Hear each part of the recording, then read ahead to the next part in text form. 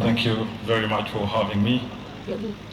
I recognize all the protocol settings, and I greet you all in the name of our Lord and Savior Jesus Christ.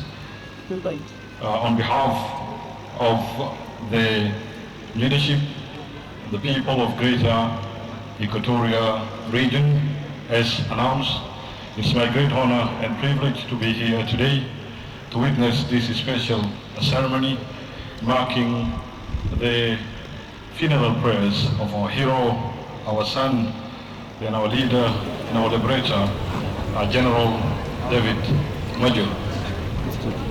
Before I proceed, and according to my limited understanding, I would like to kindly interpret the meaning of our great liberator, late General David Majur. In the Bible, we know that David was the second king of Israel.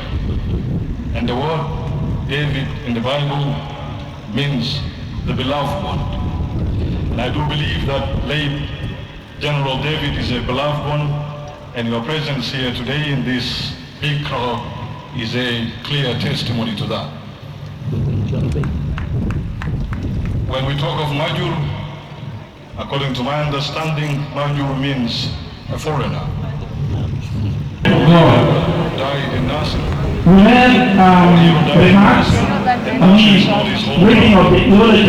And that interprets the real meaning of Majur. When we talk of Del, it means pool, أو جروب العرب البسيط. And if you see the pictures of our hero, the elders among us have been pulled by our other heroes and soldiers who are trying to save his life. When I talk of his fourth name, Dak, means scattered. And it's true that our giant soldiers who are defending the dignity and territorial integrity of our country were scattered in Nasser by the enemies of peace, the enemies of humanity. And the last name, Dak, means killed. And it's true, our leader was killed. With these few remarks, you may agree with me that our hero, our liberator, General David, is dead. He's not with us today, but his legacy will remain with us forever.